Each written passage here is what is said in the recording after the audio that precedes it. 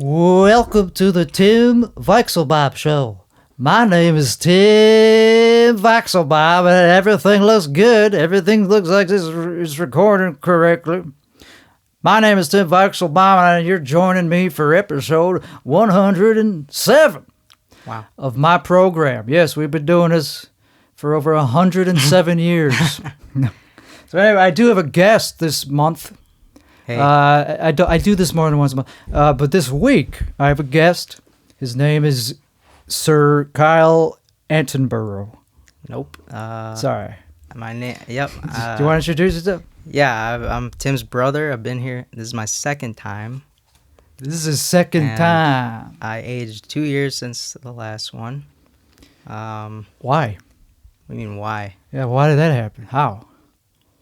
I don't know. Yeah, I mean, telomeres or something. Telomeres. Why do we age? Yeah, I don't. Just entropy. I get. Yeah. So you're saying that despite how long it's been, you aged 2 years? Because I aged more than that. Oh, did you? Yeah. Yeah. No, I think it's just 2 years for me. Okay, because not everybody has the same biological age. Oh, really? If you've played if you played Rim World, you know that. The camera's so far away, dog. I'm not used to that. It's fine. Sorry.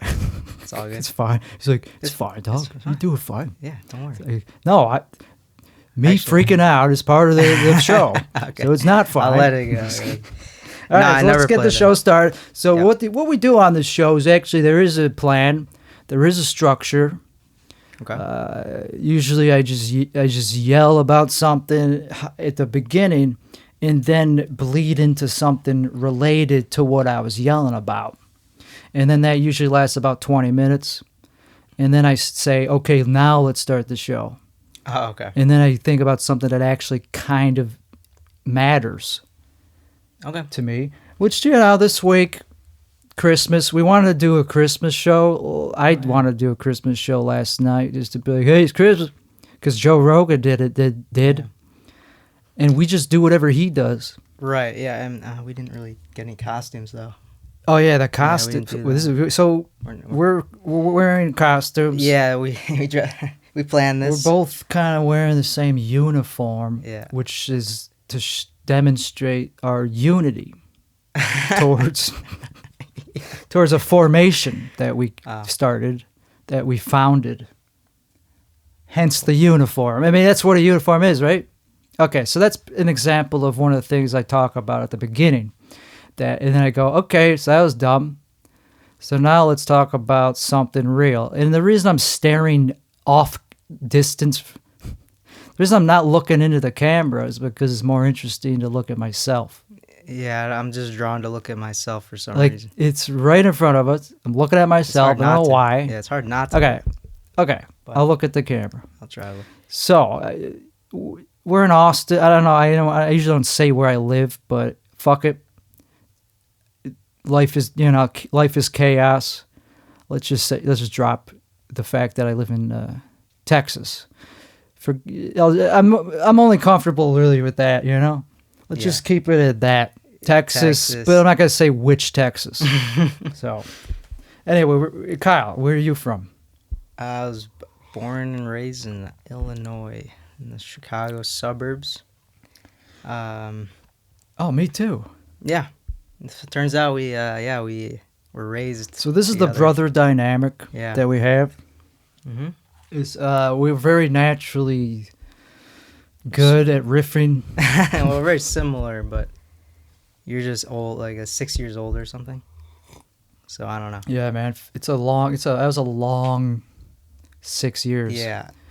I remember when that happened, when I was 5.5 or however old I was when you were born. And I remember I was like, I'm old. I'm already 5. I really doubt you were thinking that, but I was there. It was 1995. So easy to remember because my age goes with the years. So I never don't know how old I was in the past. Even in 1913, I could tell you. I was negative. Never mind. I'm not good at math. Yeah, never mind. Never mind. But if I was alive, so anyway, 95, I did have conscious thoughts of like I'm smart, when you're 5, you have thoughts like that. You're like, yeah, I'm an adult. I know everything that you could possibly know.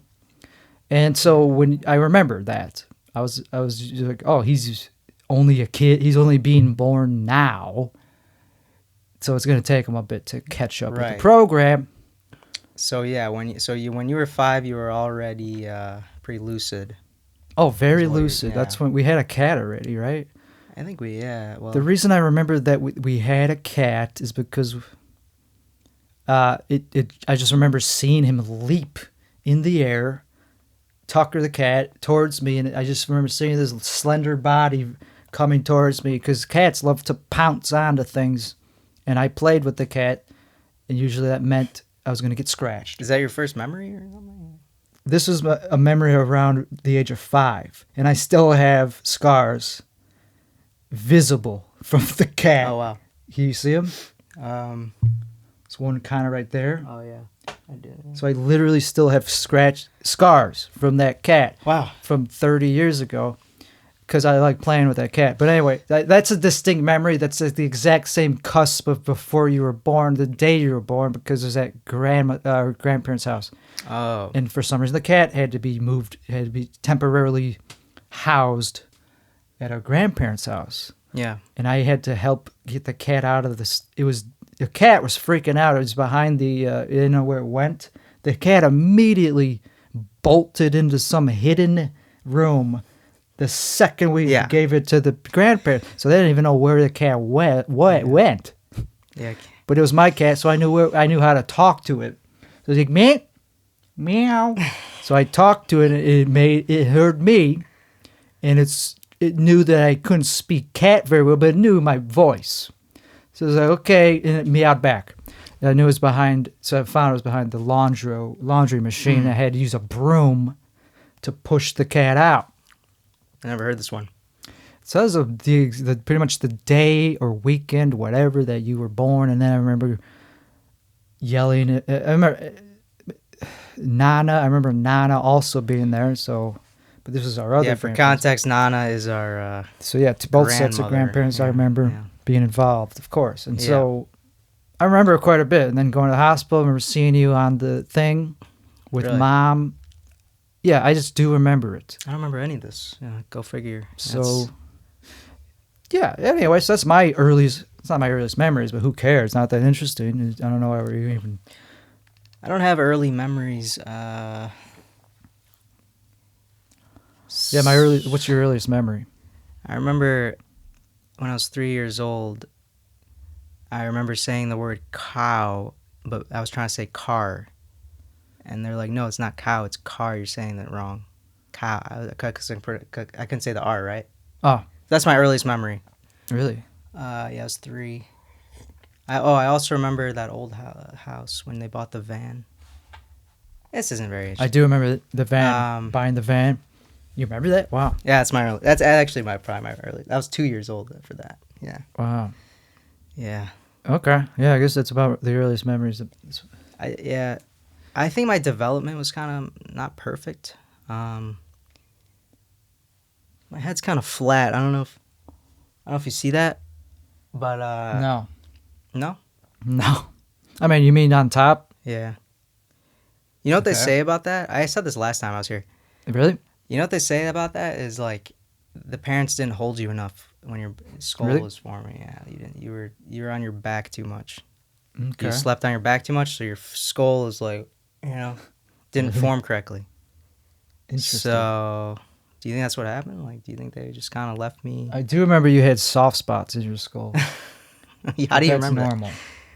Yeah, that's normal. I remember as a baby. Like you touched my head? I don't remember. No, I just remember Mom saying he still has some soft spots and his skull hasn't fully formed yet. Yeah, that's what happens, right? So I remember that.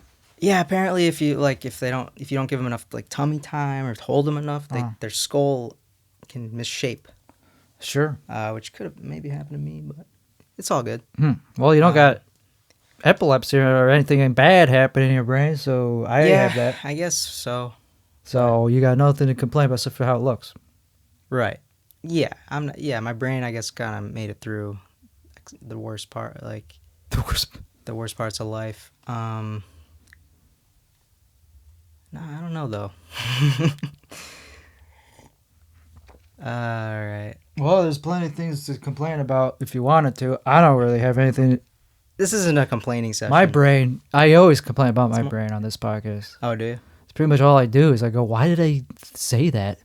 Like, why am I so bad at forming sentences? What's wrong with me? And that is kind of like something that could lead to discovering that maybe there is something wrong with my brain. Maybe I do have some kind of aphasia that's preventing me from forming sentences the way I want or as good as other people can. But it's also just because I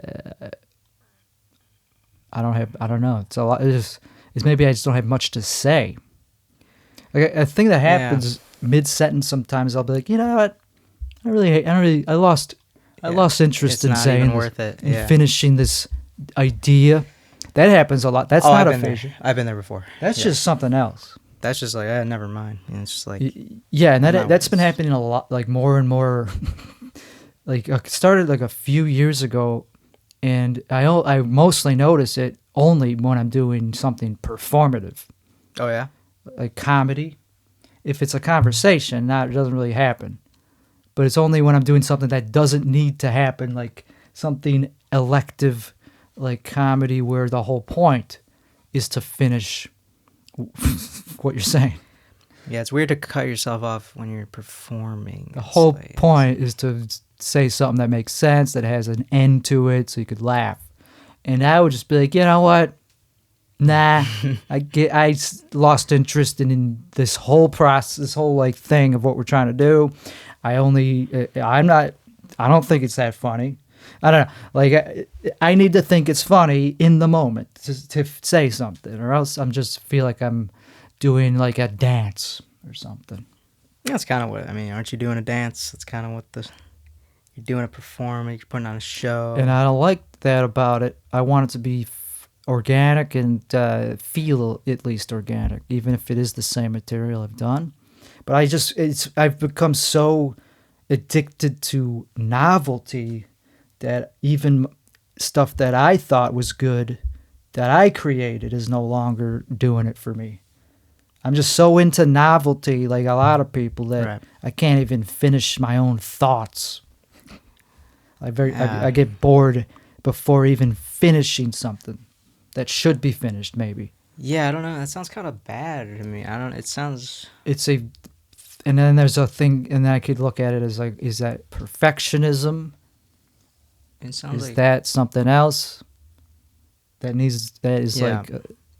Because, I am definitely a perfectionist in some way. Yeah. No. I don't like that word. It could just be like... You started something and it's just not interesting. Pretty much most projects I don't finish. And that's also an ADD thing. It's like, that's really, a lot of people with ADD, they start projects, don't finish them. That's me for 99% of projects. They need to be extremely novel, or else, if it's the same thing, it probably will lose novelty. I have a higher degree of ADHD where I don't even start the project. You know? Yeah, that's another thing about ADHD is the paralyzing. Yeah, just not even doing. Yeah. What do they call it? Yeah, something paralysis. Right, like executive. It's like executive. It's dysfunction. Executive is dysfunction, and they call it ADHD paralysis, I think. Something like that, where you just, even the thought of doing something is too much. Yeah, I guess that's what I have. I have that. Getting started, though, is easy for me because to get started on something just takes thinking about it. First, you just plan it out. That's the first step in any project. Right. Not really. I mean, some you just start doing without planning at all. Well, you got to start planning. You got to at least a lot of it. Either way, I just love starting projects. That part is where you get dopamine. It's like, okay, deciding what framework, like for programming, for example, for a tech project, it's fun to be in the beginning stages. Because it's like, okay, we get to think of a name, think of the software we want to use, the coding patterns, that's novel. Yeah. But the second it becomes not novel, even if it's curing cancer, it'd be like, yeah, but I already know. It's like, it's not, it becomes tedious. Like, it becomes as soon as work. it's not fun. Yeah, as soon as the work comes, you're like, And that's what sucks about life is I have this thirst to do hard things, but only if they're new. Jimi Hendrix had this problem. He also had ADD before it was anything, before they knew about it. And he had guitar, and that is novel because he got good enough to where you could create endless things on it, and he was getting shitloads of dopamine once he was good enough to impress other people. Then it just added on to it because he was already fine just playing guitar alone in his room. yeah, I bet his dopamine was just off the charts. Once he started getting recognition for it, that just makes you even more addicted to what that's why he reached such a high level, because of the positive feedback loop. Yeah, it was a healthy thing, and it did boil over, kind of. He did overdose because he hit such a high ceiling, you could say, at such a young age that you get bored. He ran out of novelty. It's just like that type of person just wants more and more. And that's who I relate to. I relate to that. I guess it's common. And not everybody gets that feedback to encourage whatever that is that they do like to do, that they're naturally inclined to do. Because you kind of need the dopamine. Yeah, you need dopamine. Without dopamine, you can't really learn new things. It's part of just learning and memory, encoding things to memory. Right. We just need it to learn new things and to do things, to motor skills. It's like the motivation neurotransmitter, right? Isn't that kind of what it is? Yeah, I guess. I'm not an expert, but because I don't know. Because they say it's part of the reward system. So sure, motivation is just a word that's just kind of more hard to define. Because I don't like how I don't think one neurotransmitter is that's too could be assigned to that. It's a symphony. Because there's other things like adrenaline that also kind of do that, and serotonin. Sure, they help you. They motivate you. They help with that. So yeah. But all I know is that without dopamine, you can't really do much at all. You can't learn. You can't get out of bed. You'll be your mood will be horrible. You'll be Parkinson's is an example. Is a chronic. Okay, talk. I'm not a fucking physician. Yeah, I don't want to get into medicine because I'm not. But I don't mind getting into medicine because I just have to say I'm not a physician, and then I can. Then you can say whatever. Every few seconds, every 30 seconds, as a disclaimer. Okay, because we're on YouTube, you gotta, Oh, yeah. I think we'll be fine for spreading not even misinformation about shit we don't know nothing about. So anyway, speaking of that, like you need something like that to get anywhere as an ADHD person. If you're not medicated, especially, you need something that gives you a healthy dose of dopamine, man. And like that was what the guitar was for Hendrix. Mm-hmm. And even then, it wasn't that healthy. Why not? Because he was living an extreme life. He was just living such an extreme life. I bet if he didn't get famous, people would be like, people think it's a waste of time what he was doing. Isn't it weird how that is? Like, if you spend your time doing building a skill and you don't get famous, was it worth it? You know, it's Is it worth it just for the like just to have the skill, just for the feeling, like? Yeah, so that's the thing. The reward can come from just playing alone in your room, but if after a point, yeah, You you'll need the other things will external. have. Can't just have a life. Just you need other external Yeah. social things going on to satisfy that. But if you get the social from it, then that's great. That's why bands. Nobody likes. Yeah, like recording music alone sucks. It's boring. Yeah. Like it's not boring. It is fun still, but it's like wow, I'm spending hours alone, just alone, doing creative shit. Which you get cabin fever. So Yeah. that's why it's better to do it with others. That makes sense. But I mean, there's a lot of good solo musicians, like solo artists, right? But they probably have like a How do producer. they? They probably have like an engineer. So yeah, and then I'm thinking the one I'm thinking is George Michael. Oh. He went solo and he produced these albums 100% by himself. Oh, did he? Yeah, every instrument, every song recorded, written by himself, and he was alone. So he got cabin fever, Oh. and there's a reason he couldn't find anyone. You know, he's this very unique I person. thought you were gonna say Lord. Lord. Yeah. Anyway, there's a lot of solo artists that somehow they usually have collaborators that they collaborate a lot. Well, Like Lady Gaga, yeah. she is never really alone. Writing, well, like usually, writing maybe. Yeah, usually writing. you need a producer. Yeah, she has producers Yeah. that she actually collaborates It's hard to like do in the that all. studio. Yeah. But writing, usually that does happen alone. Yeah. Unless you're Lennon and McCartney. Yeah, I don't know. They were able to do it together very easily. Yeah. Well, they But trusted they each could also do it alone.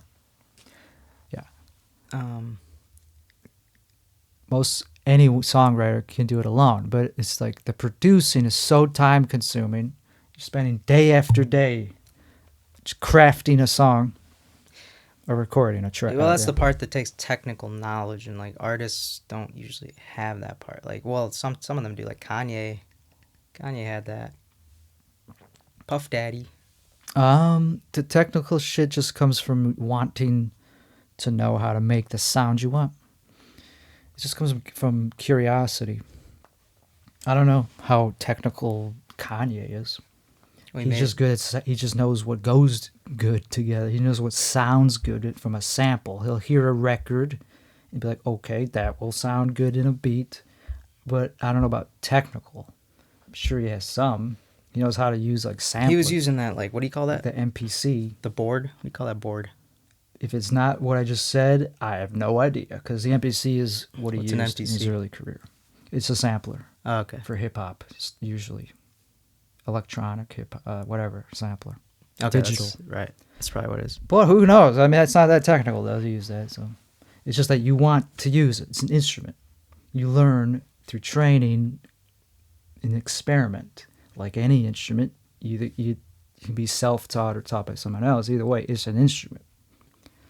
Yeah, Recording making any kind of music is Yeah. not really.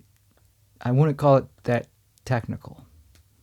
To make the music, maybe the mixing could get super technical. The mastering could be technical. The distribution, the formats, and all that. But writing a song, Yeah, it's usually not that. I didn't mean the writing part. Yeah, Just the mixing, producing can be kind of. yeah, that gets. But we're getting out of my gets kinda expertise. I'm just kind of saying. It gets kind of technical. But once Yeah. you get it, it's very easy. Just need a good. Just record just record raw tracks. If you could get them recorded at a high quality, the next part is just learning how to mix them. But yeah, you want high quality input, source material. You can't fix everything in post. The better it sounds going in, the better it will sound in the mix.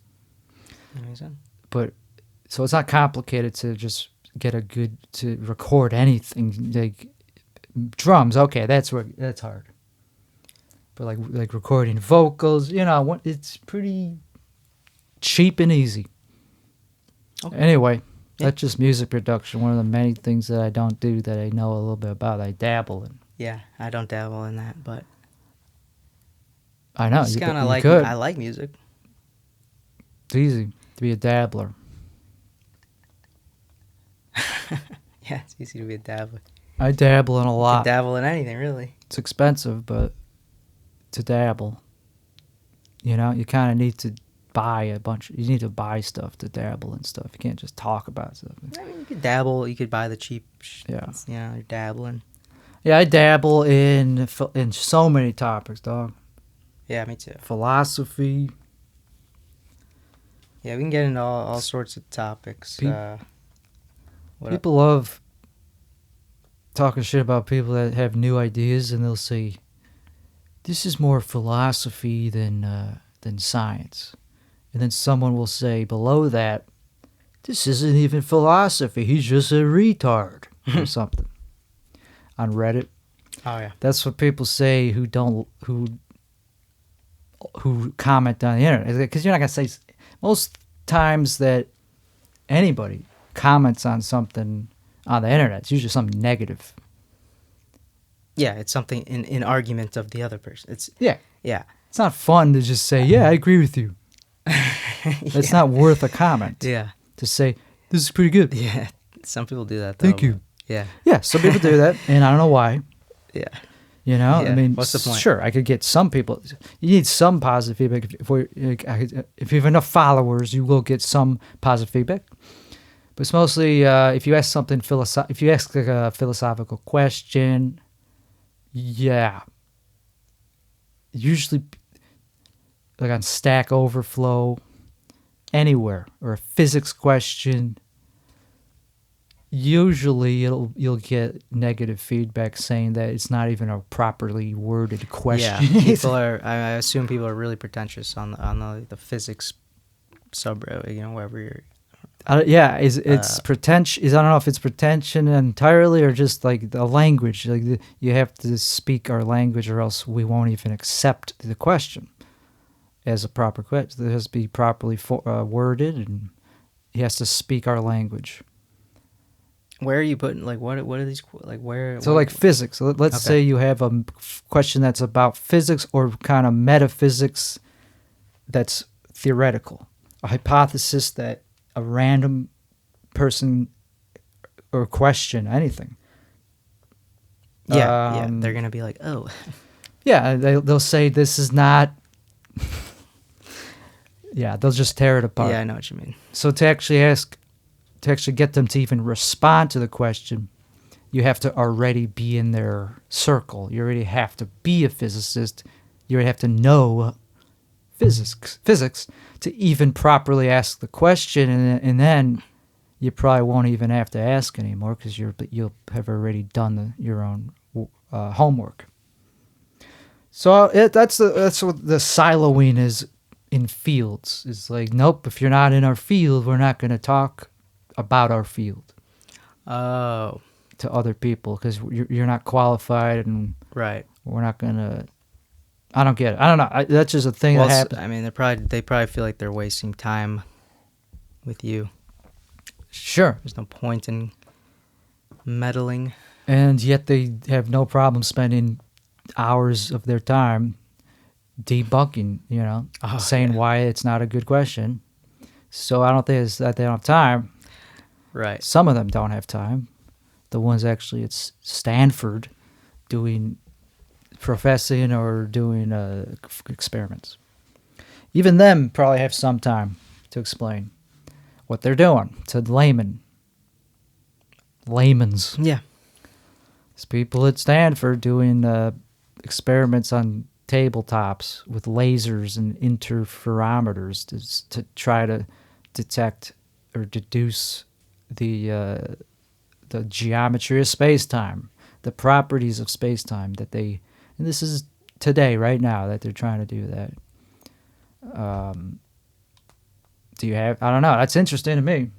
Well, sure. I mean, I love... But I can't go I can't go to school for 8 years.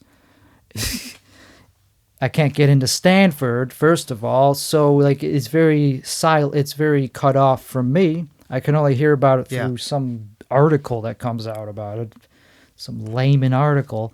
Or a research paper. Yeah. But if I want to... So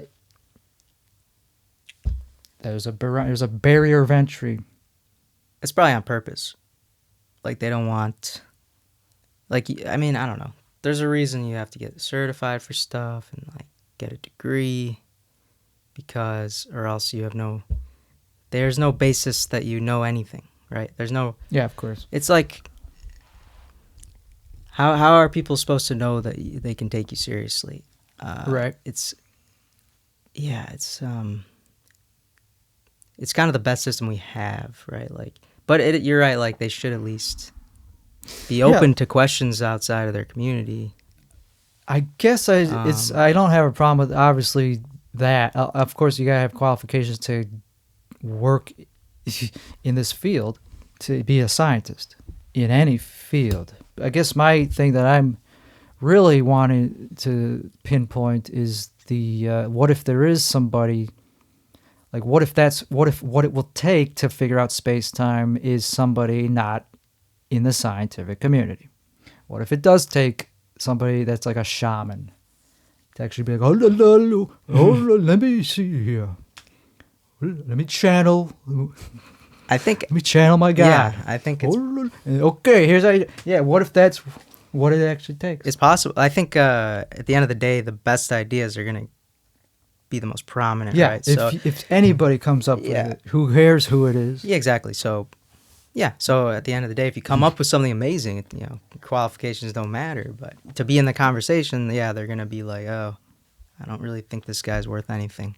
Probably. Yeah, fair enough. Like, even coming up with something that's new is a qualification. Like, if you do come up with something and you get credit for it, that's a qualification.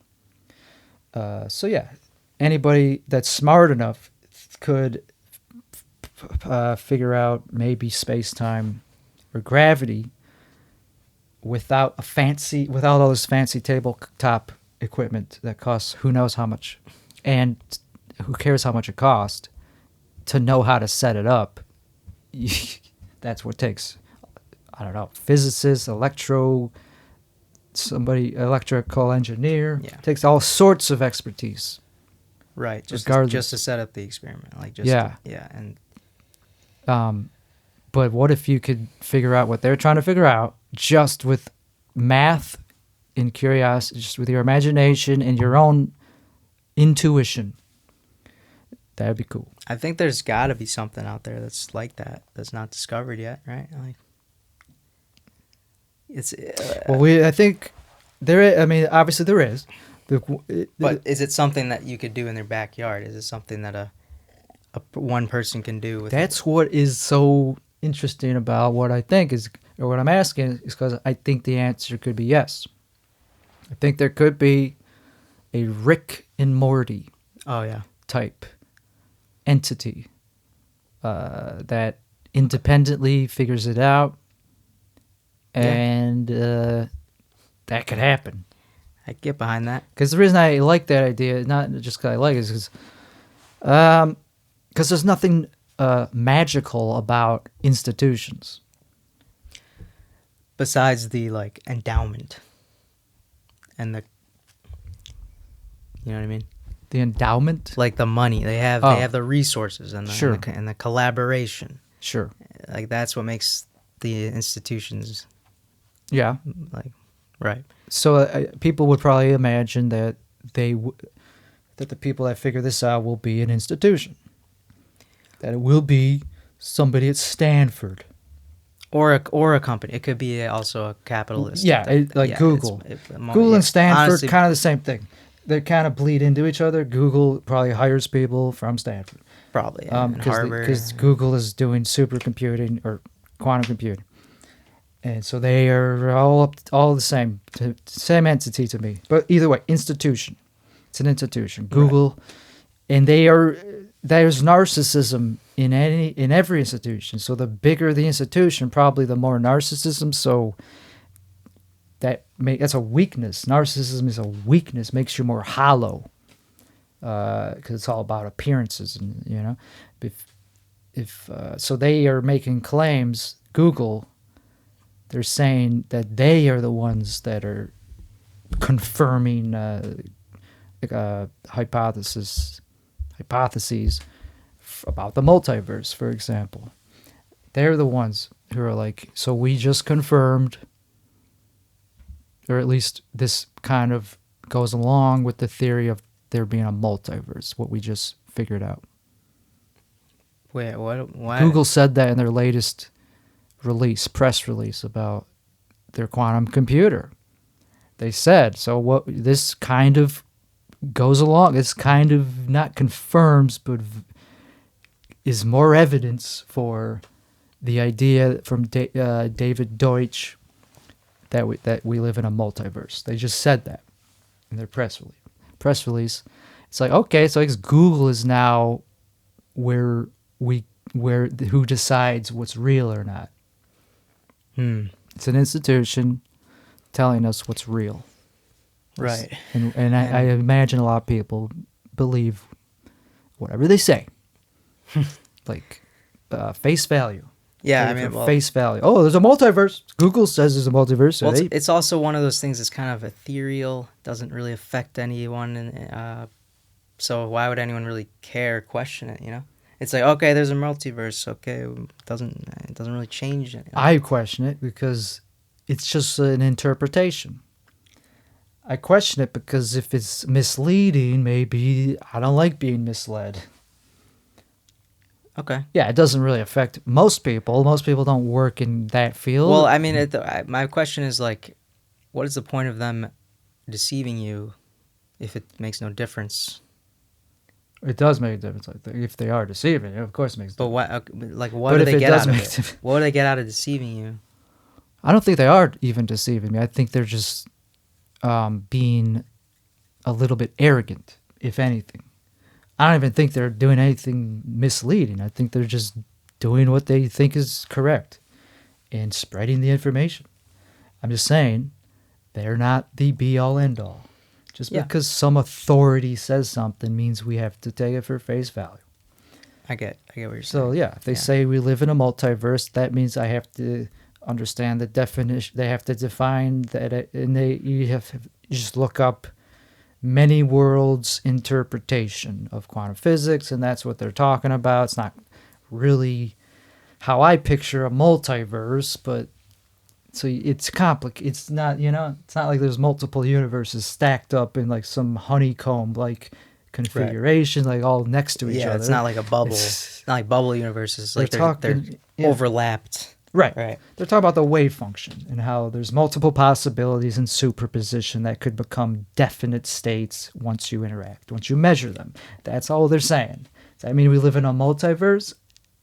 No, I would not use that sci-fi like misleading word for the wave function collapse, but also that I might be oversimplifying. I'm sure there's a reason they derived that.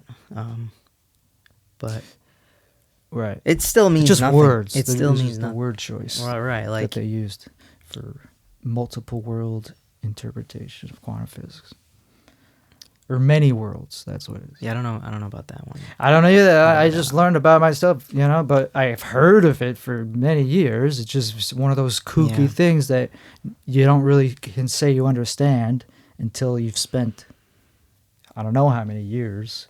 You can't really ever say you understand quantum physics. It's one of the rules of quantum physics. Right.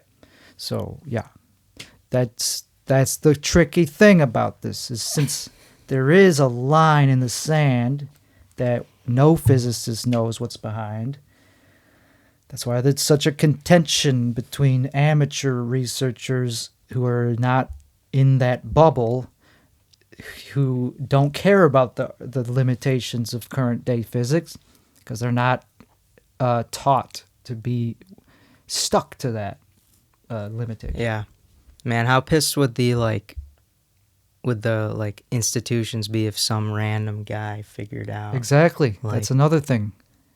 They don't like being small. They don't want to feel that an individual is bigger than them, because institutions are made up of people, components. They are subversive to this greater thing. So that's kind of already a weird position. Like, even just by being in an institution, you're kind of fighting the individual in a sense. I don't know. Or there's an exclusivity to it. Yeah. And you're saying you're identifying with an organization, and that's not. That could be part of your individual. You know. Usually, to join an organization, you have to kind of turn off a lot of your individuality and just join whatever program, wear the uniform, and that's fine. But usually new stuff that is novel comes from individuals. And organizations, they actually are formed by one person usually. So individuals, we wouldn't have organizations without them. Right, and I mean, yeah, and Without a single genius, great man, or whatever, a couple great men. Yeah. Even the U.S., same thing. So with a few good men. And usually, and even if there was like an independent person, a company would just buy that person up. You know, Which somehow. does happen. Anytime an individual makes an app, it gets They- bought. Right. And then they just disappear. They keep working. Yeah. But usually they just ride into the sunset. And that's kind of the goal for a lot of these people. It's just, you sell your company and That's one of You the don't have to worry first about it. goals, yes. And then you realize that that's not all you wanted. well, sure, once you make a bunch of money, maybe things get complicated because you figure out. Yeah, What's, very few people just ride into the sunset after making a lot of money. Well, yeah, They realize that they still kind of like challenges. Because life gets really boring when there's no challenges. right. And you don't even need that much money to experience that, what I'm talking about. Mhm. I felt like I was well off way before I was actually well off. You don't need that much to feel well off. It's all relative, man. Mhm. My well off is somebody else's poor. Mhm. My poor is somebody else. Right. Like I wish I was you.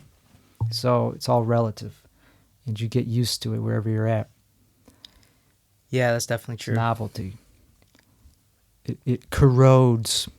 Yeah. It erodes. I don't know if it corrodes, but it erodes. Yeah. And so after a certain point, you should be happy with how much money you have. You should know when enough is enough. Right. Because that's just another addiction of just accumulation and just more, which is infinite. You'll never run out. That'll never be satisfied. That's just an endless thing. So, but once you have that, then other things open up. So, okay, now that I'm no longer concerned or stressed about bills and survival, then okay, now I could actually use my creativity. That was not my individuality, which was not allowed to do anything because it was doing other shit. Right. That's when you get to figure out what you're really meant to be doing. Yeah, and some people don't figure it. You never figure it. Most people fucking Just never don't figure it figure out. Yeah. I don't know if I believe. Just having money doesn't do anything. Yeah. I don't know if I believe that people are meant to do shit. Like I don't know how much I believe in that. Yeah, it seems like It's kind of a idealistic thing. Like most people just don't have a purpose. yeah, some people are just born and they want to procreate and just live comfortably, right? You know, like they don't have any drive to make a change, make a change in the world. Isn't that Right. kind of fine? Like you need people that are just Yeah, that's totally living fine. just To a not little. want to make a change. I mean, you know, I don't know. not a big change. It doesn't be a big change. Not everybody has to want that. I'm just saying, there's a lot of people wealthy, like trust fund kids, that don't have to work a day in their life, Mm-hmm. and they don't do anything. Yeah, and they're probably not very fulfilled. They're probably not very happy. They're missing something. Maybe, probably. You know? They might be less happy than someone who's way poorer than them. Because they don't. It's Right. very interesting. You never. Yeah, that's the thing about. Yeah, it's all. Like, You need winning at life is a very subjective thing, you know. Like if you that's extremely like being good at life. What does that mean? What does that mean? Like, you're popular, or do you have money? You've raised good children. Like what? Like you're a good person. And that's where it becomes you can't explain it.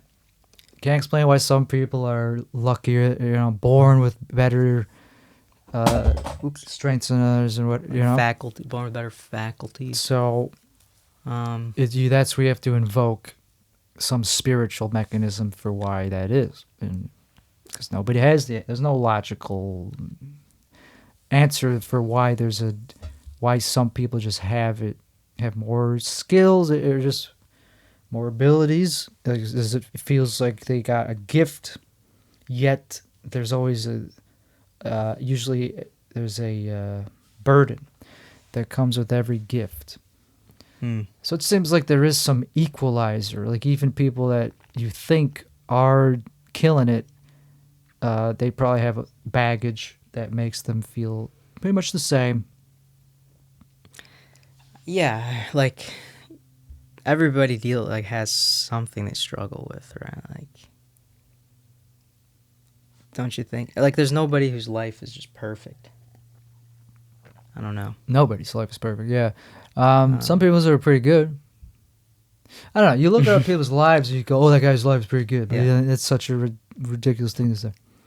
It's just the status. It's just the things they're doing look cool, but to be them doesn't mean you would be them, and you wouldn't notice anything different. You would no longer care about the jealousy because you would no longer notice it. See, that's weird.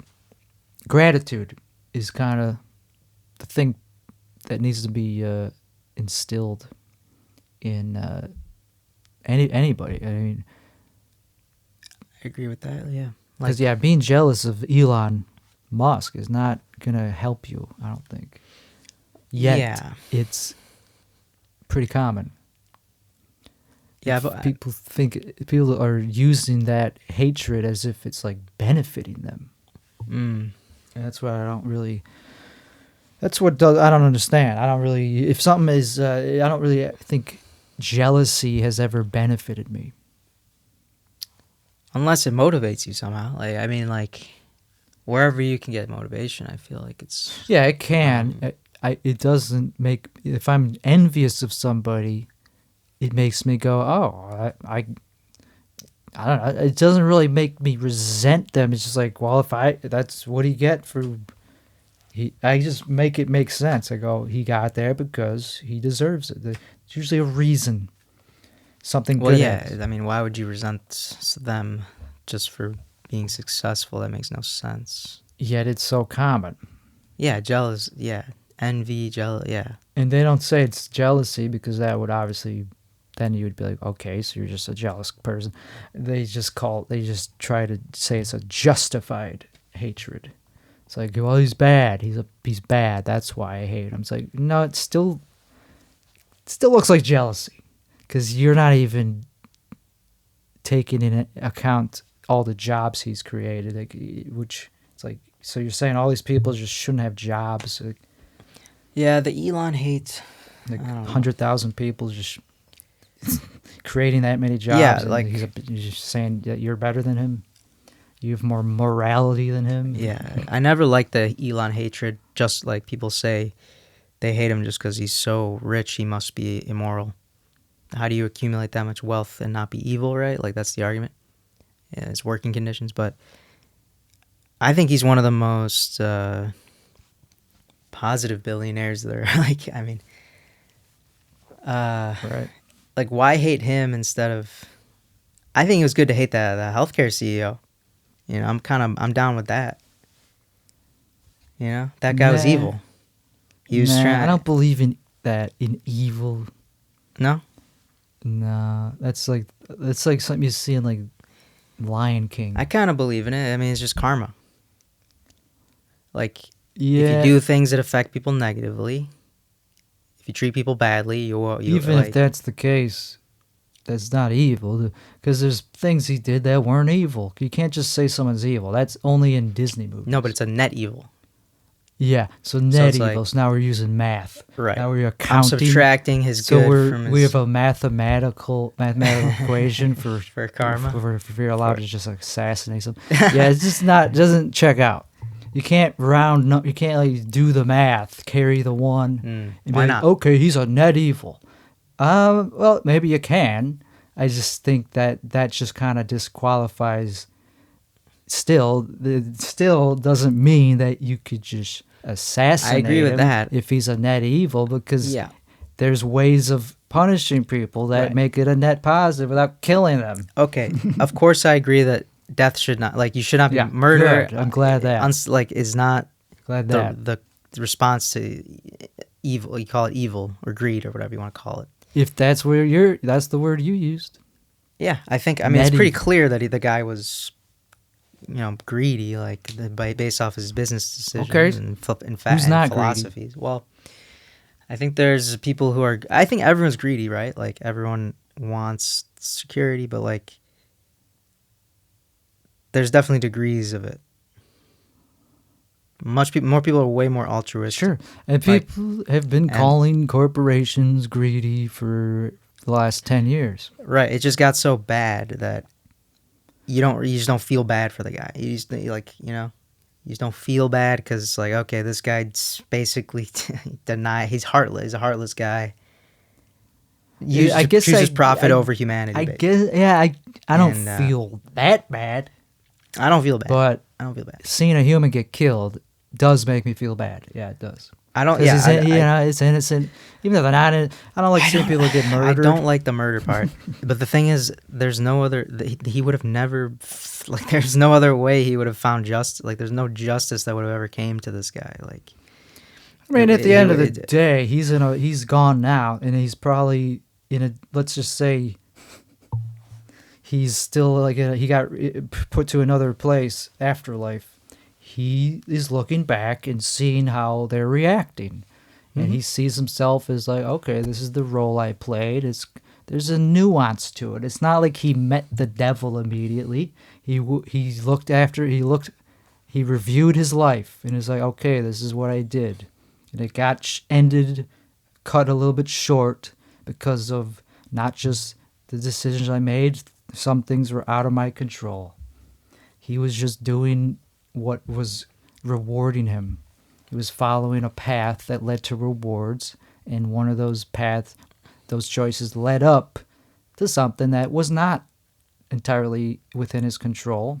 And that's what happened. It's not that sad anymore now that it's over with, but yeah, I mean, just because I believe kind of that there's like this spiritual reasoning for everything, kind of. Yeah. But still, I think he had the ability to not be so greedy. He had the decision. the thing He is, could've we're made the calling a human greedy when it's not a human, it's a corporation. right, but he was the CEO and he can make decisions. He can override decisions. He chose to have it be like this. But it's not just him. Every shareholder is just as greedy. Yeah, but he was the king. He was the headpin, so you have to take out the head of the snake. You have to shoot the head of the So snake. shooting a dude that's just abiding by the system isn't going to harm the system when it's the system that's greedy, not him. Right. The shareholders are greedy. But what are you going to do to make a statement? How could you make a statement? How could you make change? How could you spark a change? How could you get people behind your cause? Well, you're probably going to kill the CEO, right? Like I think that's probably the best way to make an impact. Well, you're in sending a your cause. message. Yeah. But the message, I mean, we know. I don't know. Like we already know Yeah, but it's like that it's bad to not that greed is that profit is. Yeah. We know that healthcare companies are kind of evil. Yeah, and it reached a point where someone was like, "I'm tired of this. I'm gonna shoot the guy in the head." And that was probably gonna happen. If it wasn't Luigi, it was gonna be some other guy. I feel like he should have shot the company in the head. How do you do that? Exactly. Like, you can't. You have to shoot the CEO. Shoot the headquarters. Be symbolic. That's not gonna do shit. It'd be funny, and nobody would have got hurt. and it would have done the same thing. Drive a No, helicopter wouldn't have done shit. into do something that's not gonna kill somebody. That's symbolic form of non-violent protest. See, violent protest is what led to violence. Yeah, I It don't. doesn't solve problems. I don't condone the murder. So if you but look at it as a form of protest, there's other ways I would suggest as a creative person, maybe, I don't know, fly a drone into the headquarters without it killing it, just for the spectacle of watching something cool happen. Yeah, I don't. Symbolically, I don't think that would have made obviously it wouldn't have any cared. of the waves that it made. Like, Obviously. yeah, I think this guy knew that this was the best course of action to make a change, and yeah, he's basically sacrificing his own life to do it. Yeah. And yeah, it's murder is probably not the most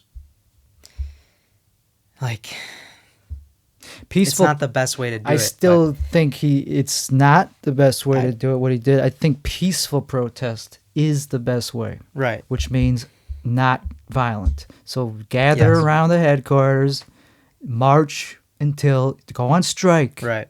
There's ways of And I just don't think that would have done enough. I don't yeah, think that would have done anything. well, being lazy, Corporations is clapping like all that's happened is what is all that's happened is we are talking about it. Don't you think that violence is the only way things can change sometimes? Yes. Like, yeah. If we're talking about war, yes, not terrorism.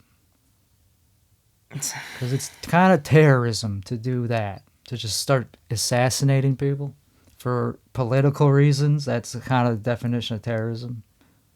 Yeah, I guess that's why he got, like, accused of That's terrorism. why he was but, like, treated as a terrorist. but it's one of those things, like, if enough people agree with your cause. The great thing about America is we are allowed to protest. Right. So just like MLK, Right. you march, you go on strike, you do what is. I mean, he had a reason for this. I don't know. You got to read what he said. He was very thought after. He thought it out. Malcolm X was more. He was like, yeah, violence is fine. MLK, I think the reason he is more vital is that he was correct. I think there's a logic. There's a reason. I don't know. It's not. It feels good. I think it's more than that. It just feels good to say. Right.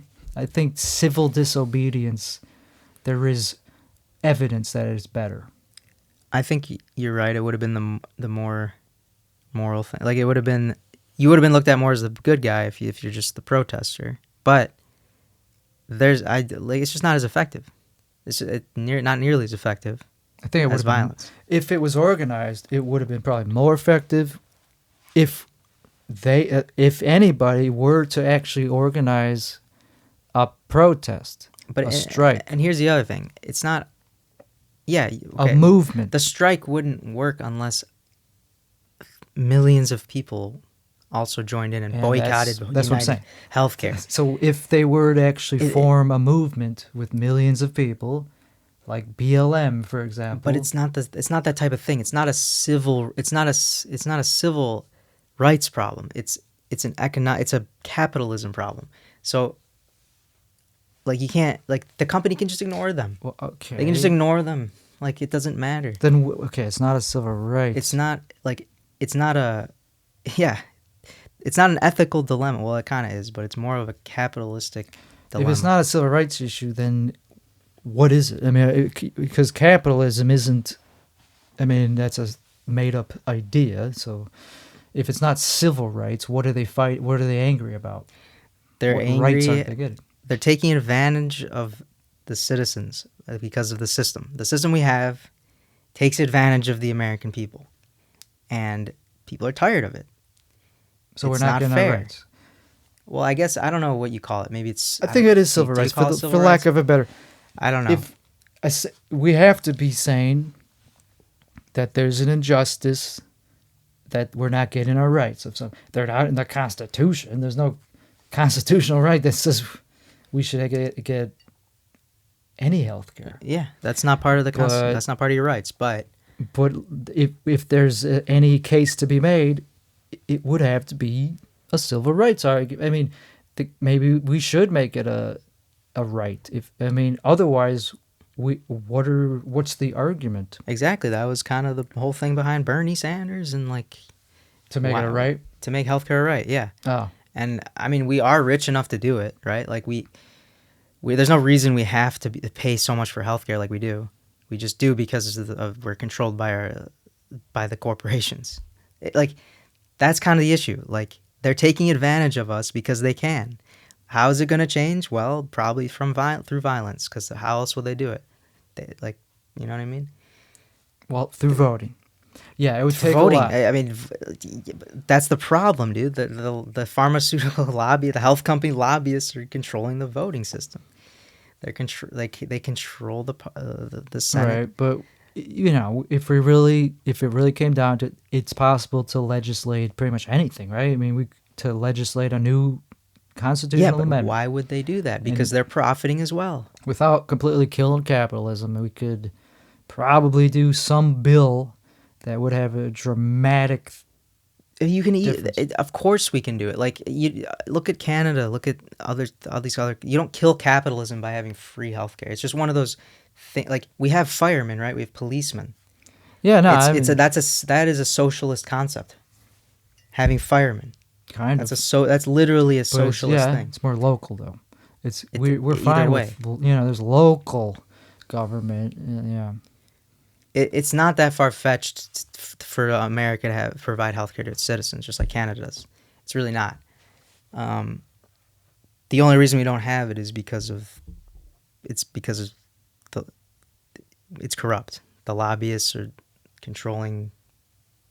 Yeah, I mean, it's also just because it would be a massive, even if it didn't have the lobbyists, we're talking trillions of dollars of change, of like no longer like. It's not unfeasible, like it's not economically unfeasible because Canada did it. Canada did it. Many other developed countries do it. Yeah, well, that they provide argument healthcare. Goes out that argument. You need to be. I mean, I'm not like born yesterday. Of course, I've heard that argument. Of course. Well, right, but like America's a different country than Canada. Yeah, but there's no reason we should be paying so much for healthcare. The only reason we're paying for it is because they're telling us we have to pay for this much. They're billing us this much. That's why we're paying it, and so people are sick of it. Like, yeah, of course people are gonna get pissed off. It's all greed. It's all greed. Maybe that's why so many people are rallying behind Luigi. It's like, oh, finally someone killed the CEO. Like, finally. Yeah, but you know. Yeah, because proving the greed is hard. It's not hard. It has to go through so many hands, and they're all trying to make just a profit. And yeah, maybe some of them are jacking up prices. Also, it goes to the insurance companies or it's complicated, business to business. So it's like you're mad about. Okay, it's complicated, but like they set the prices. It's arbitrary. Sometimes, yeah, maybe. A little arbitrary, yeah. But they're going to charge as much as they can. That's the default. Exactly. And anyone's going to charge as much as they can. They're going to deny as much coverage as they possibly. They're going to say, no. Like, we're not going to pay for that. And what are you going to do about it? You can't do shit about it. Because they have jurisdiction over what they pay for. And it's kind of fucked up. Could implement laws to prevent the denials, right? I mean, you need some sort of oversight. Like, you need some sort of... It can't just be a decision of some guy like who wants more money to be like, no, you can't have that. Like, shouldn't it be the doctor's decision, not the insurance company's decision? Like, yeah, the doctor should be like, you need the surgery, not the it's a horrible system we have, and that's why so many people rallied behind Bernie because he hates the healthcare system. That's why people are rallying behind Luigi, and honestly, Trump doesn't like the healthcare system either. That's why people rally behind Trump because he's like, yeah, I'm gonna fix that. I don't know, who knows what he's gonna do, but this is a issue that everyone kind of agrees with. No, I don't. No. Okay, everyone agrees that it's bad. Yeah, it's a bad system. It's bad to see somebody die of cancer just because of they can't afford it. Prohibitive. Yeah. That is, of course. That should be phased out. Like, we should move past that as a society. Eventually we should all we're gonna have enough wealth. See, the problem is to actually solve this, you have to accept some ugly truths about reality, about resources, about how there's limited resources, how there's limited Yeah, like the society has to kind of all be okay with this. This society has to be tight knit enough where we actually are okay with that idea. Because if there's no cohesion in the culture, it's like, if this place is just some place anybody could come, I'm gonna get taxed 70% because Medicare is free now, then the country is gonna lose its value. So, here's what I would say about that. Do you know how many resources we have that are not going to most of the people? Like, we have enough resources to provide healthcare and food for everybody in the country by like 3 times over. However, most of the resources are just going into the people, like the top. It's funneled into the top. I don't even know. I mean, maybe we could solve world hunger as a country. I think another problem is because the gray area of like what you just said. We could afford, or we have the resource for everybody to have doctors that they need. Well, the thing is that, how do we know that? Because there's so many elective things. Let's just say we're just talking about bare survival. No elective surgeries, none of that. No, just to test if you maybe have something. Let's just be as conservative as possible. Has that been proven that we can pay for everybody's cancer treatment? Yeah, I mean, I would need to source. Yeah, because I don't know. Maybe that's true. I'm almost certain that the reason I'm skeptical. Think of how much our wealth has grown just over time. But the reason I'm skeptical of what you just said is because, haven't you noticed how like most doctors are like booked until like months in advance? Any specialist, usually they're booked solid. That's why there's only limited amount of doctors. We agree on that. Yeah. Forget about how many trillions of dollars we have. Yeah. There's only so many doctors. Yeah, and that's one bottleneck, but it's not the reason. Like, it's not the reason we can't provide health care to people. There's other ones. Like, yeah, I don't believe that for a second. But that's a very big like one. There's no shortage of doctors. Like, sure, maybe you'd have there might be, but also there maybe it's a shortage, but like it also. You need insurance. No, there is. I would say there's a shortage. Yeah, maybe there's a shortage, but maybe you have to wait a while to see somebody. That's a downside. I mean, that's a downside of Canada. You have to wait a long time. But, I mean, dude, like going bankrupt because you hurt yourself, like got injured or got sick. Well, if Canada can't even do it, then what makes you think we can? Well, they can do it. It's a much better system. But why is there still waiting time? That's like, why is there It's not perfect. Okay. Because if you made it sound so easy in Canada, why would it be easy? Because I'm not saying it's gonna be easy. It sounds like it's not easy. It's not gonna be easy to overhaul our whole system. Like it's gonna be because it's rooted deep down, and these people who have power and money are not gonna give it up so easily. So that's gonna be a whole thing for sure. That's what Trump was like drain the swamp. Like for sure, we got to get rid of all this corruption. I think everyone would agree with that. How could you disagree with that? And nobody likes corruption. It's rampant. Nobody likes greed and hoarding wealth, and if they're nobody really likes. It's so rampant, the corruption, in our country. And corruption is so hard to like. Of course, people get charged for corruption, but people don't know they're corrupt. They do things without even knowing if it's corruption or not, because there's gray areas, and it's pretty cut and dry to me if you accept money for a vote. Pretty cut and dry to me. They're paying you for a vote. For your that would be outright corruption, and that's kind of what it is. Then there's gray areas of lobbies. Same thing to me. It's legal bribery. Right. So that's why it's like they don't even really feel like they are corrupt. I mean, it's still the same shit. So it's like it's legal bribery. Sure, it's fucked up. Like. I don't know how you could disagree with like getting that shit out of our government, but I don't disagree with getting corruption out of the government. I just don't know how to do that. I don't know where to even pinpoint the it's corruption. gonna be hard. Like Lobbyists, like, I don't know. There's no reason we should be paying this much for healthcare. Like that is just a fact. They're literally sucking us dry. Like they're just greedily sucking away, and but it's something we need. Like we can't just say, "Oh fuck this, I'm not gonna pay for it." Like, no, you need it to survive a lot of the time. That's why it's fucked up. It's like it's literally just taking advantage of people. That's why people are supporting him. That's why people are like, "Fuck this guy. I'm glad he died." You know, that's it's I'm not. Yeah, yeah. It's complicated. No, yeah. But I wish it was that simple that you could just kill a dude and that represents everything bad about capitalism. But it's just not that simple. It's not just doesn't just come down to one dude. If it wasn't him, it'd be someone else. I know, obviously, it doesn't solve anything, but it does. What it did is it sparked like people like talking about it and rallying behind the message, the sentiment of the murder. I suppose they're rallying behind by pressing the upvote button. Yeah. Like, there's some people like protesting outside the courthouse or whatever. Yeah. But, well, that's like, still also not.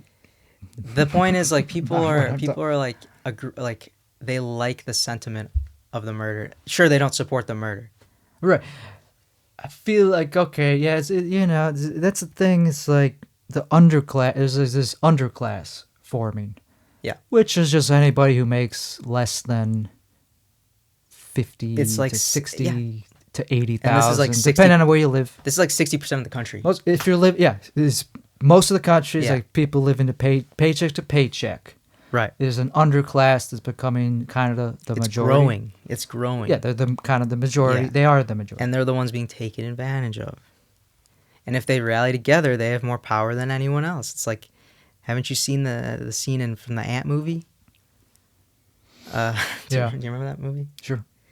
Like, they knew have more power. You're right. They knew if the ants rose up against them, get their heads cut off. Exactly. They need the people have the power. The people give the power to the ruler. Exactly. So. Yeah. So you're right. Something is bound to change. Something's gonna snap. I don't know what it like. Yeah, something will snap. I think it's gonna. Yeah, it could be. I think it's gonna be violent. Actually, I don't really have a problem with not communism, but I don't have a problem with like this social currency or social credit system that China has. Oh, really?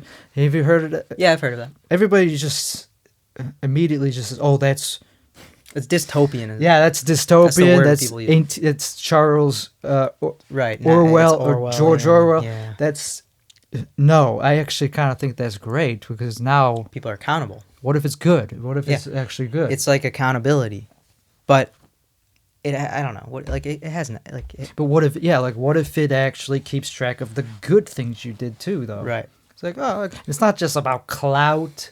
It measures deep values too. It measures like generosity. Let's say it was perfectly shit like that. Like if it was perfectly able to measure your bad actions versus even not perfectly. Because we don't live in a world where that's possible. I know, but let's just say it was close to perfect hypothetically. Yeah. Then I think it would be good, right? Because then you would actually be penalized for your bad actions. Then that would mean there's no longer an underclass, that we're all the same. There's no longer two categories. There's now like a ton of categories. You could be good in just this one trait because it measures more than just money and power. It measures empathy. It measures generosity, creativity. I don't know how it works exactly. It just let's just say that let's just say possible it let's just say to it measure those things. Okay. That would why not? I mean there wouldn't be. Everybody an individual judged by their own merit in life. It's like, okay, so forget about how much money you have. You have cancer. Your credit score is this. Congratulations, sir. You get to get chemo. I think that would be fantastic. That sounds the opposite of dystopian. That would still involve some capitalism. We don't have to dislodge capitalism of that. It would just make it so we don't have to pay for a bunch of shitheads. A bunch of immoral people would know. I mean, I like that. Let us know how the devil is. You're basically saying that everyone is judged by their character, Yeah. and that determines how long they get to live. that determines their success in society, basically. That determines how well respected they are, how many resources they're given, whatever. No, I mean mostly just talking about life and death things like this. Okay. Like how much health care they get. Okay. Yeah. Okay. How long they So, get to live. Let's just say longevity. That's really it. Longevity. Okay. Because that might happen soon. We might get to the point where there's cybernetics or whatever, cyborgs. Right. And that would just go to the rich people first. But that's the thing. This would solve. I know that would be great. Like, this is listen, morality. if we could all the colors of the rainbow are measured. I think could be just good at snapping. Something valuable. It'll measure your essence. Basically, you have basically what you're saying is it's a karma. It's a karma scale. Yeah. That would be great. If why not? I would love that. That's my solution. If it could be invented, I think that'd be great. Because at the end of because if that CEO if he had that, maybe we would see that it was very negative. It's not. Yeah, in some ways he was for greed. I'm sure his net. I'm sure he had a net negativity. I would bet a lot on that. I'd bet he ruined a lot more lives than he. I don't know. That's where it's very hard to judge because if it wasn't him, it'd be somebody else. Right. And maybe who the hell knows? You're probably right. I think United Healthcare is a evil, greedy, shitty company. You're probably right. I mean, the thing is, they got to draw the line somewhere. It's like, so we want to be profitable. Okay. But they didn't. They just kept trying to push it. Like, how far can we push this? You're right. I mean, of course, profit should not be the thing that determines life or death. It should be morality. It should be something more than just a number. Not just morality, like how much work you put in, how much people you helped, how much. Same thing. Like all these things you did, all good deeds you I'm did. using the term morality as like a blank, as like an umbrella I just wanted to, for just goodness. Okay. So that's not money. That's not doing. Yeah. So we would still need money. We would still need wealth, because that serves a purpose. Currency in capital serves a purpose. Problem is, it's only about capital. Capitalism. I guess that's the problem. Yeah, that is the problem. So we agree on everything. We're going to vote for Bernie Sanders next time around if he's still alive. Yeah. He's going to be the oldest president of all time. Bernie 2028. 94 years old, younger than ever. I mean, young as a horse. He's healthy sharp as hell, man. Well, you just convinced me. Nah, I mean, yeah, He's cool. I don't give a fuck. As long as people are good at, I don't know. He's a politician, so I don't really give a fuck about him. He'll never change his mind about nothing. If you're willing to change your mind about something, is what I care about. Because being open-minded, everything needs to change at some point. Basically, being open-minded when given new information. Yeah, open-minded when new information. Willing to change your point of view. Yeah, because everything has to evolve. I agree. Cool. Well, you want to? I don't know if Trump's like that, but Trump. Yeah. Do you want to end it by talking about Trump? So I don't know what I was gonna say, but what were you gonna I feel like he's not the type of person to take in new. Well, maybe he is actually. He obviously is very good at being up to date. He always wants to be up to date. Right. Doesn't mean it's the right information. He just wants to know what people are saying. He's always the first to comment. That doesn't mean. Guess he is kind of like. So the thing is, he is willing. He does let people change his mind. It just has to be somebody that he actually looks up to. Has to be the right person. Right. He is influential. Okay, I'll tell you. Yeah, I think he does listen to people in his I think he could. Yeah, take in information and change. And he has his a very mind. short attention span, though. So. Yeah. That's a true thing about him. Yeah. But he's our president-elect. Yeah, I think we'll see what I'm pretty agnostic. I didn't vote, so. Yeah, I didn't vote. Thankfully, I didn't have to vote. Right. Texas went red as fuck. Illinois kind of almost went red. That would have been hilarious. It was like 56-40. Oh, that would have been fucking. Yeah, it would have been so fucking great. Yeah, I feel like it won't be too far till it goes red. Like a lot of people turned. Yeah. this election. A lot of Definitely. good, a lot of smart people. Thank God that people see. That's what restored my hope in humanity. Is that people are slowly changing their minds. I think people are just sick of the machine. People are so sick of the machine. Yeah, the media. Yeah. Oh my God. Everybody's so sick of it, especially machine. younger people. They just can't stand the machine. Yeah. It's gotten worse and worse. Like people were talking about the machine in the 2000s. And all these conspiracy theories are turning out to be true, you know, like COVID shit and Fauci. And that was probably, what else? Just the media. Anything that the media calls a conspiracy is becoming true. We got drones that nobody knows what they are. And they're probably alien. Like everything is pointing to them being out of this world. Drones? From out of this world. The drones. They just look like regular drones, right? No, they look like orbs. They just look like nondescript, formless orbs. They're just blobs of light. Like the ones that I'm talking about. Didn't we shoot them down? They're like Foo Fighters. No, they haven't recovered them. Oh really? They're UFOs. I guess I'm unfamiliar with. I thought it was just regular helicopter drone things. Well, they saw some things that looked man-made, that were also called drones. That's why it's hard to know what's going on. That term is kind of. There's a lot of not disinformation, but confusion of smokes and mirrors and like trying to confuse people. But when you at the end of the day, nobody knows what they are. So that points to them being probably the same thing that Foo Fighters, same thing as that. And it all makes sense because we're correlate. And somebody said it happens because of AI.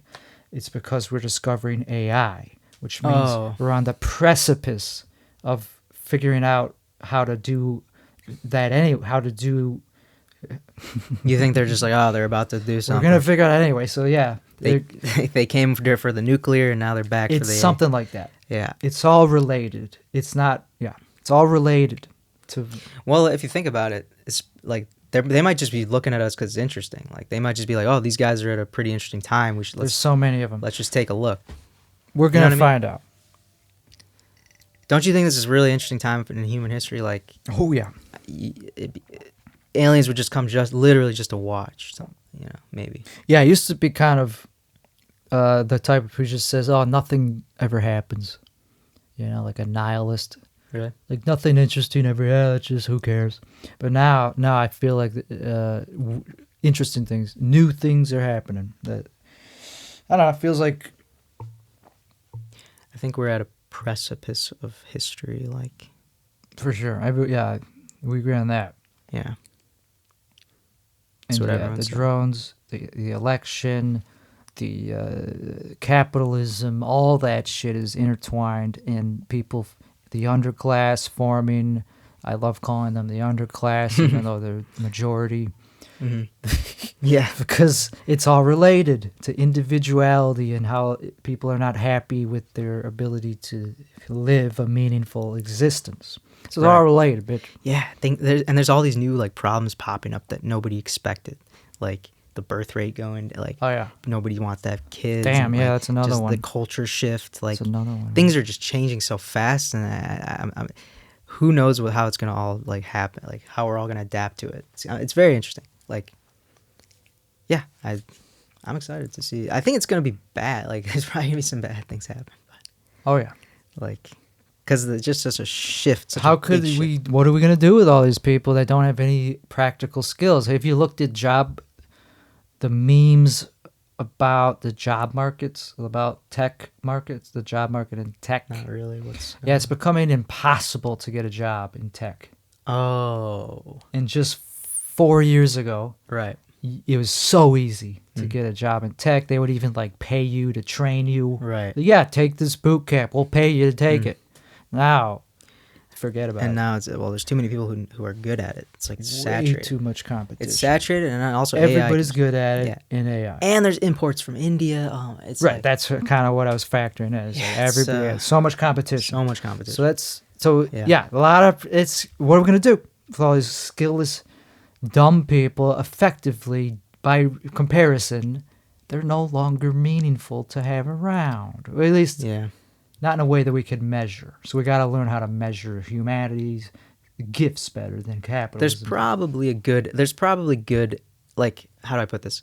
It's probably good to have those people in our society. I think, like we said, maybe some of the, like, certainly some. They still add to the humanity's, like, just having people to witness things. Like, even if they don't add it, like, you know what I mean? Sure, we need them. It's just the more the merrier. I guess I agree with Elon in that sense, but. Yeah, and I do agree that there's nothing wrong with that, with having more people, more humanity, more viewpoints. Yeah, exactly. More meaning, yeah. More consciousness. Exactly. So but since our measuring stick is capitalism, yeah, we got to figure out a better measuring stick. Right. Yeah. For survival, for who gets to survive, who gets to go into the pod. Because otherwise. Maybe it'll just become a planet where it's like, okay, some people are just living off the grid after this apocalyptic, semi-apocalyptic, where some people do go to another planet. There's the red pill, the blue pill. Some people will just take the blue pill, which means, okay, just stay on Earth, be a farmer, live off the land. But then other people will take the red pill with Elon and be on... live in a cyberpunk existence on Mars. Either one might be good. Either one might be the right answer. Okay, I think both is good. I think it's good to have any point in history was a fun time to be alive in some way. I don't know. Maybe not. I think the past 100 years would be great. Like, any time in the past 100 years is great. Even if you're white. Even like 500 CE, the year 500. There was probably a lot of fun shit going down. If you're not a slave, like, it was different. It was just different. There's probably just as much dopamine flowing through people's brains. You know? Yeah, because they didn't have any like understanding what we had. Like what they had was considered the pinnacle. Like, you know what I mean? They had like exactly. It's modern. Everything's great. Everything was modern to them, so and that's why I think we can't be too. Particular about what we think is the perfect ideal time to be, or the perfect nobody thinks that there's like a perfect, I don't know, some things are just timeless, some things are timeless, like music. We don't ever have to improve upon the guitar, you know. Right. Timeless. Yeah. But anyway. All right.